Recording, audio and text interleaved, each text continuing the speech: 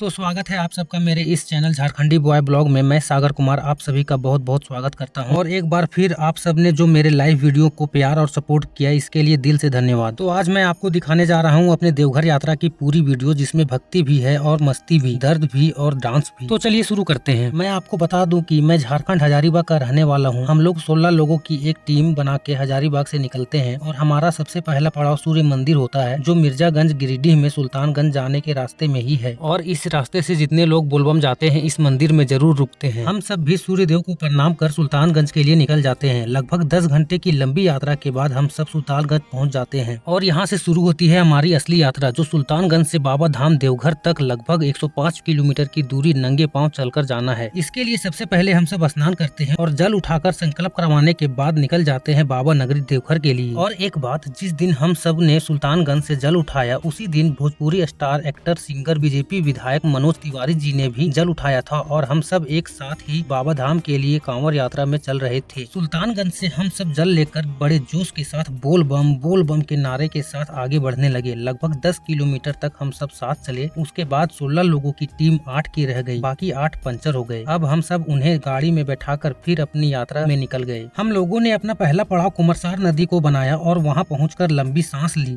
और कुछ देर विश्राम भी किया और फिर खाना खाकर खाना से याद आया, यहाँ जितने भी होटल हैं कहीं भी खाना सही नहीं मिलता और रेट तो इतने हाई की क्या ही कहने। नहाने के अलग से 10 रुपए, बाथरूम के 10 रुपए, फोन चार्ज करने के 10 रुपए, सोने के 50 रुपए, अगर दही खाने हैं तो चीनी के अलग से पैसे देने होते हैं। लेकिन जहाँ होटलों में ज्यादा शुल्क देकर भी अच्छे खाने और सुविधा नहीं मिलते, वहीं निःशुल्क सेवा शिविर में अच्छे और भरपेट खाना मिल जाता है। और ऐसे निःशुल्क सेवा शिविर इस रास्ते में बहुत सारे मिल जाएंगे। तो अगर आप सभी कभी बोलबम आना चाहते हो तो निःशुल्क सेवा शिविर में ही विश्राम करें। और इसके साथ साथ सेवा शिविरों में बम भक्तों के मनोरंजन के लिए जागरणों की भी व्यवस्था होती है। तो चलिए थोड़ा इन जागरणों का लुत्फ उठा लिया जाए।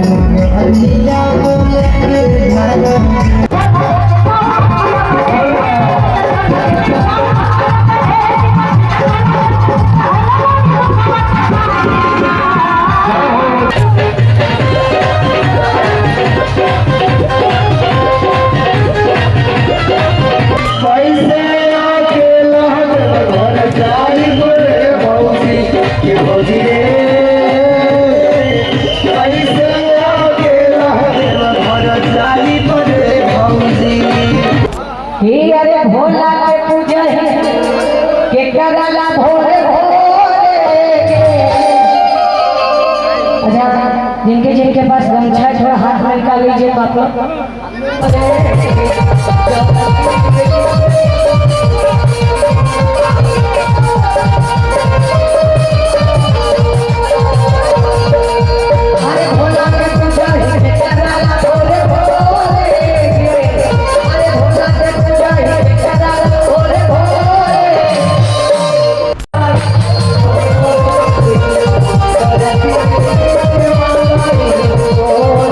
थोड़ी देर आराम करने के बाद हम सब निकल जाते हैं अपनी यात्रा के लिए। इस बार हम लोगों ने अपना अगला पड़ाव बनाया जिलेबिया मोड़ और सुइया पहाड़ को, जो एक लंबी यात्रा थी जिसके लिए हम सब 2 से 3 बार रुके और जहां थोड़ी भी शॉर्टकट दिखती उसी रास्ते जाते और आखिरकार देर रात हम सब पहुंच गए जिलेबिया मोड़। कहते हैं जो लोग इस जिलेबिया मोड़ के चढ़ान को चढ़ लेते हैं वो बाबा धाम तक भी चल जाते हैं। हम लोगों ने जिलेबिया मोड़ पार कर लिया था, यानी हमारी आधी यात्रा पूरी हो गई। अब आधी यात्रा और बची है, वो सफर तय करेंगे कल। अब करेंगे विश्राम। अगले दिन फिर फ्रेश होकर होकर चल पड़े बाबा धाम के लिए। इस बार हम सब ने अपना पड़ाव चुना गुड़ियारी नदी को। कहते हैं जो गुड़ियारी नदी पहुंच गया समझो बाबा धाम पहुंच गया। लेकिन वहां तक पहुंचना इतना आसान भी नहीं था। 55 किलोमीटर की दूरी हम सब तय कर चुके थे और गुड़ियारी नदी तक पहुंचने के लिए हमें लगभग 35 किलोमीटर की दूरी तय करना था। और हम सब अब ज्यादा थकान फील कर रहे थे, पैरों का दर्द बर्दाश्त नहीं हो रहा था। 1 घंटा रुक रहे थे तो 1 घंटा चल रहे थे। फिर हम लोगों ने बाबा का नाम लिया और उनका प्रसाद भी ग्रहण किया और जो चलना स्टार्ट किया सो शाम होते होते गुड़ियारी नदी में ही रुके। गुड़ियारी नदी में डूबते ही जितने शरीर के दर्द थे सारे खत्म हो गए। वहाँ हम लोगों ने आधा घंटा तक स्नान किया और फिर वहाँ से निकल गए। अब बाबा धाम महज 15 किलोमीटर ही रह गई थी, जिसमें 5 किलोमीटर में झारखंड बॉर्डर और बॉर्डर से 10 किलोमीटर में बाबा धाम। गुड़ियारी नदी में नहाने के बाद सारा दर्द खत्म होने के कारण हम सब 15 किलोमीटर की दूरी एक ही बार में तय कर लेते हैं और बाबा धाम पहुँचने के बाद सबसे पहले शिवगंगा में स्नान कर जल को फिर से संकल्प करा के मंदिर जाने के लिए लाइन में लग जाते हैं। लगभग 20 से 25 किलोमीटर की लंबी लाइन में लगने के बाद हम सब मंदिर में प्रवेश कर जाते हैं और बाबा बैद्यनाथ पर जल अर्पण कर लेते हैं। और जैसे ही बाहर आते हैं यहाँ की भीड़ देखकर हैरान ही हो जाते हैं। पैर रखने तक की जगह नहीं थी यहाँ, तो किसी तरह से सारे मंदिर में एक एक करके जल अर्पित किया और बाबा को एक बार फिर प्रणाम करके मंदिर से बाहर आ गया। ये थी मेरी देवघर यात्रा की पूरी कहानी। अगर आपको ये वीडियो अच्छा लगा हो तो चैनल को सब्सक्राइब करना मत भूलना। मिलते हैं अगले ब्लॉग में, तब तक के लिए हर